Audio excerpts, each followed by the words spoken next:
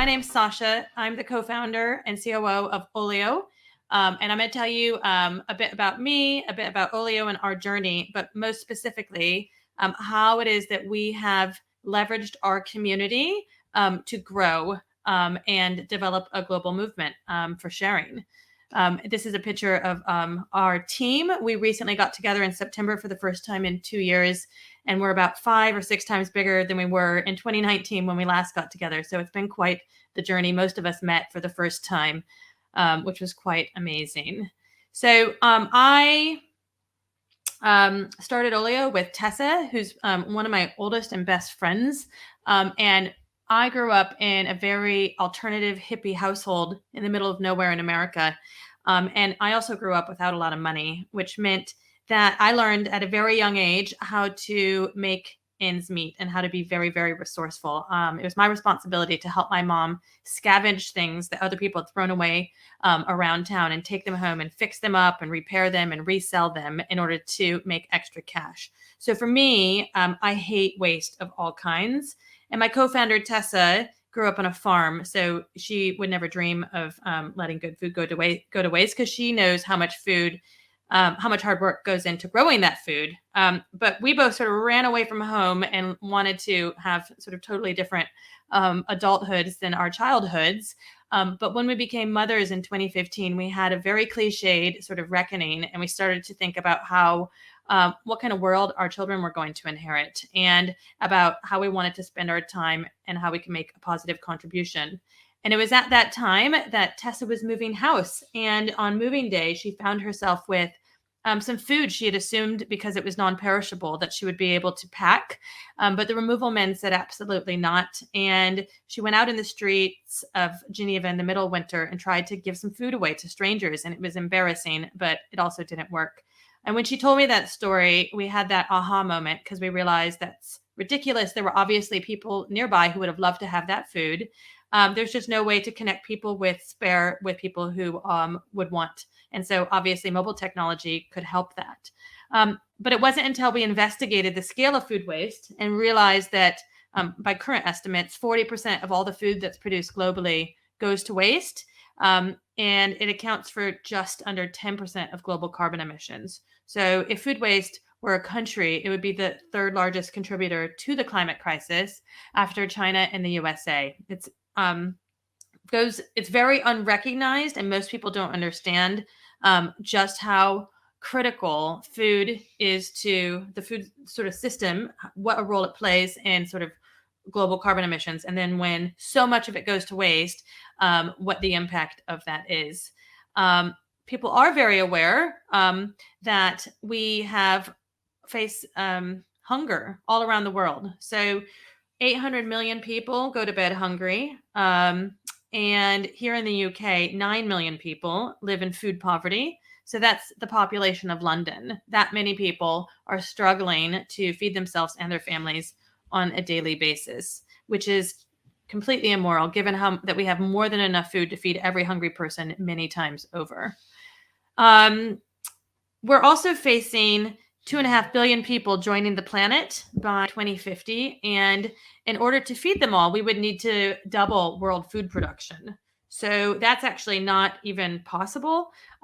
We are going to have to start to think much more smartly about the food that we waste. And so that's what Olio does. Olio connects neighbors with each other so that good edible food can be shared and enjoyed and not sort of left to rot in our fridge. And what we also do is we collect food from businesses such as Pret a Manger here in the screenshot, and we make sure that food is redistributed through the app to the general community. And we started in 2015, and we now have over 5 million people using Olio all around the world.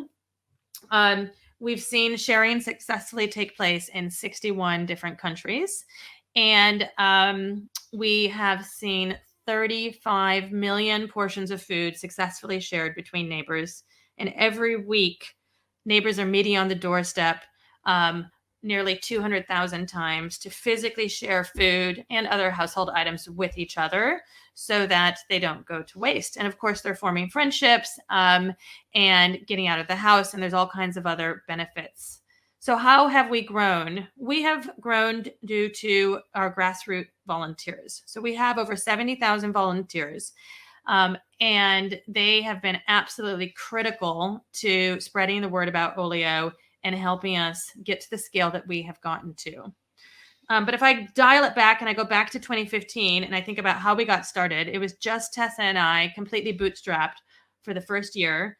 And we did a variety of things that do not scale. As every sort of entrepreneur knows, that's what you have to do in the beginning to get going. The first thing we did was do a survey of people who live in North London, where I live, to find out what they thought of Oleo. And what we learned is that 80% of people feel, on a scale of 0 to 5, with 5 being physically pained, feel a 4 or a 5 in terms of discomfort or pain when it comes to throwing away food that is or was recently edible. So we learned a lot of other things, but this really helped us to confirm that the problem we were solving was a pain point for the general public. And what we did is we took 12 people who had completed that survey, who really were excited about Oleo, but who didn't know each other. And so before we decided to build the app or spend any money, we put those 12 people in a WhatsApp group for 2 weeks. And the rules were simple: share anything that you don't want. And over the next 2 weeks, we saw 26 different shares take place. And this was really interesting because when we debriefed with the community, or with the proof of concept participants, they said to us, "You have got to do Oleo. It's amazing. It doesn't need to be much better than a WhatsApp group," which immediately allowed us to strip out loads of features that we had included in what at that time was a very bloated MVP. And they also said, "I want to help. Like, this is important. I want to help." And that's when we first realized that asking for help was going to be how it is that we scaled Oleo. So we also stood on the street corner pretty much every day, talking to people as they passed by, taking their email address and asking them to pre-register for Oleo. And we hand delivered and hand wrote "Dear Neighbor" on 10,000 letters, which our theory being that no one was going to throw away a letter that was clearly handwritten by a neighbor, encouraging people to go to our website to pre-register. And when we launched 5 months later to the day when we came up with the idea, we had 2,200 people who had signed up and pre-registered to know about Oleo. And in addition, Helen, here, the woman in the middle, she was actually the first person to share the shallots in our proof of concept. So we also had the beginnings of our volunteer program. And when we launched, we had 30 volunteers who were helping to match supply with demand to ensure sort of marketplace liquidity between what was being offered and what wasn't being offered.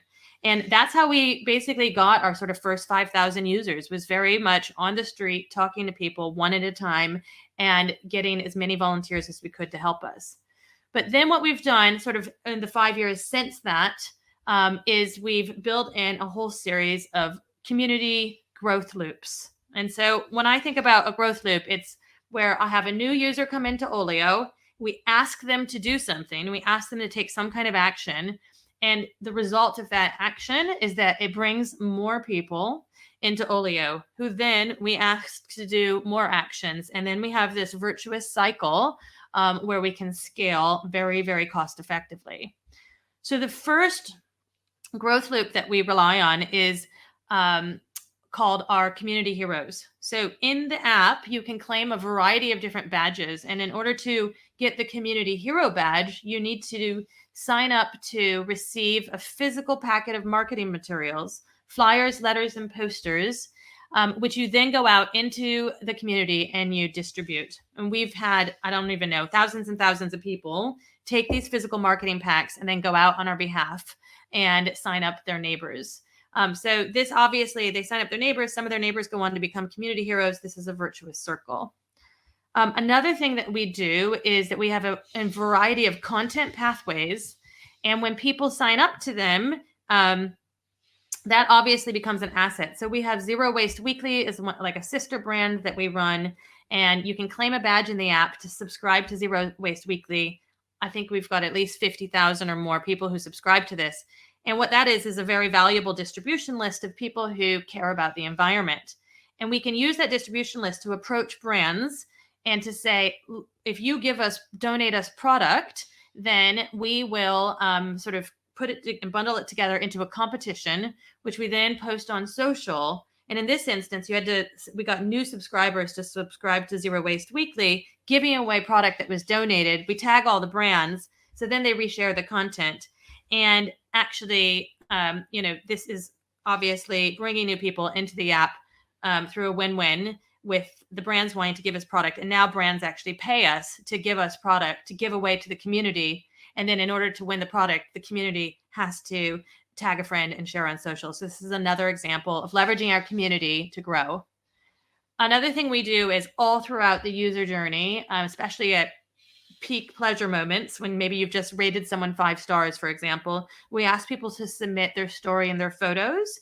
We use those constantly, but especially on social, it's especially helpful with journalists. So we have a dedicated Twitter handle called Olio Stories, where we post all of these amazing use cases, and journalists who are very pressed for time and always looking for stories about individuals can go through that Twitter feed and find people that we can connect them with. So right away, they have easy access to case studies, which has meant that we've gotten just a lot of press. And I know that journalists have told us that we make it really easy for them.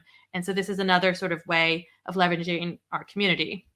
And finally, what we do is, if you look at this screenshot app here on the left, it says Tesco. When you open the app, you will be prompted to become a food waste hero. We've got 35,000 food waste heroes.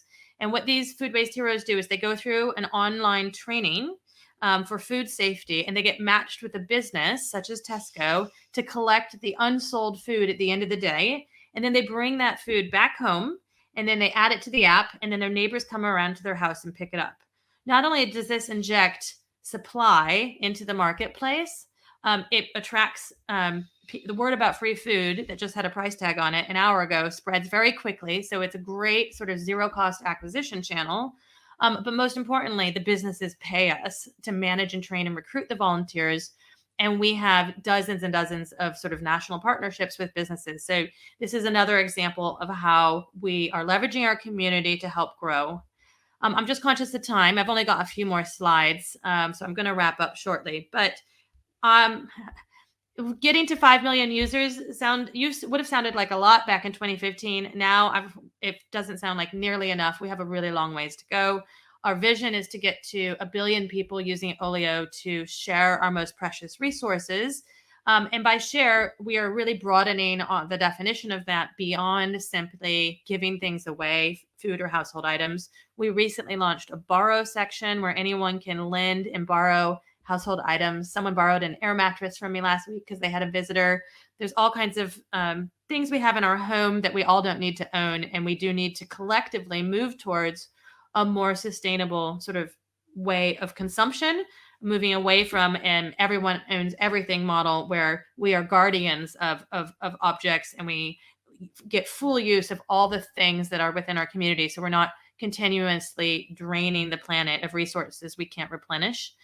So I would just close and to say that if anyone has climate anxiety, I relate. I think about this all the time.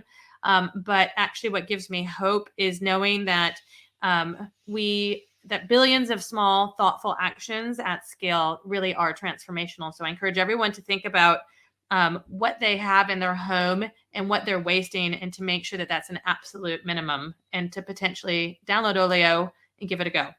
Hopefully someone heard that, because I still don't have any chat or anything, but maybe someone will talk to me or not. I will go. Have a lovely Friday. And that is it. All right. Bye.